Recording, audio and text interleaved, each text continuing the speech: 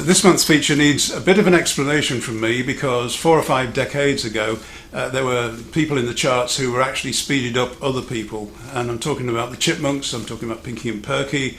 Ray Stevens had a hit record with Bridget the Midget, and it was the thing to do, take your own voice and speed it up and pretend it's someone else. And that's what happens in this radio broadcast from 1985. I wasn't expecting it. I was running a DJ for a day spot.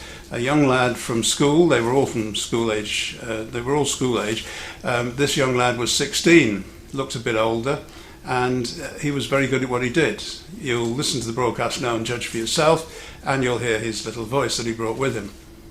The video you'll see is also of him, and it's quite a few years later, in 2008, where I kept in touch with this lad because he obviously went into the business after this broadcast, and I went to see him in Liverpool at the Radio City Tower one Sunday morning when he was hosting the breakfast show on Magic 1548.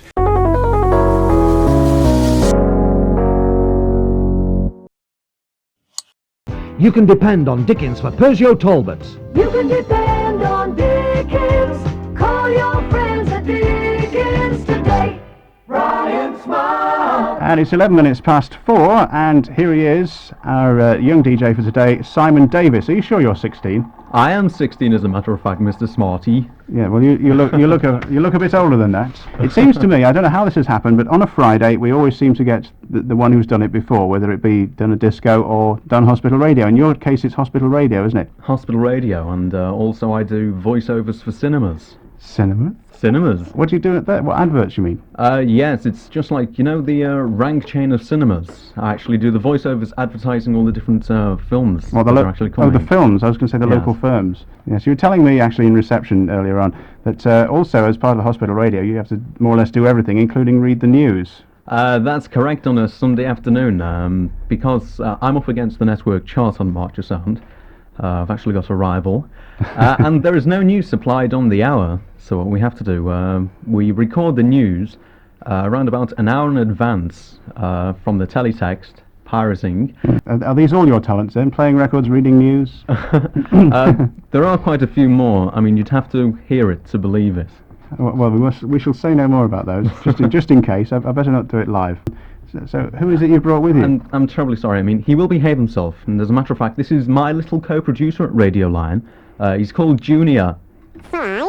Yes, Junior. I'm bored. Can I have an ice cream? Shh, not now. Later on, Junior. Oh. Hello, Junior. Hiya. And who are you? How old are you? 6. You're 6. Fine. Yes, Junior. What now? Who's that? Ah, well now, as a matter of fact, that is Brian Smart. Brian Smart? That's right, Junior, yes. He looks pretty daft if you ask me. Junior, no, don't say that. What was that? What was that? Hey, now calm down, Junior, before we get thrown out of here. But only if I can have an ice cream. Oh, here you are then. Ta. I'll see you outside later on then, Junior. Ta-ra. Brian, I'm terribly sorry about that. He's usually well behaved. Well, has he actually gone now? He won't come back? It's okay. Once you mention ice cream to Junior and he's gone. And he doesn't know how far it is to the nearest ice cream shop either. That's a good So job. he'll be away for a while. Laura Branigan and Spanish Eddie on the radio. And here on your Marcher Radio, it's Brian Smart with you till 7 o'clock this evening. An extended programme it is. 18 minutes past 4 o'clock, and time now for me to hand over to our young DJ for today. It's Simon Davies. Thank you very much, Dr. Smart. Right, it's now 4:22 on March of Sound, and I suppose most people tuned in today are wondering what the heck is actually being thrown into the airwaves at them this afternoon. Well, not only 2 great records are coming your way, but also some very useless but interesting facts, a time check on a worldwide scale later on, plus a few mentions as well. But seeing as we've got so much to do and so little time in which to do it, we better get on with it right now.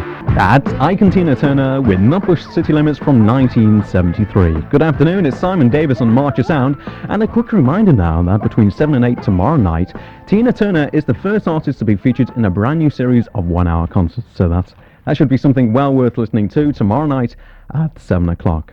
Right, now I said before that I'd actually be reading out some interesting facts for you. Well, I didn't say that they'd be about snails, did I? So here are the first 3 main things about snails.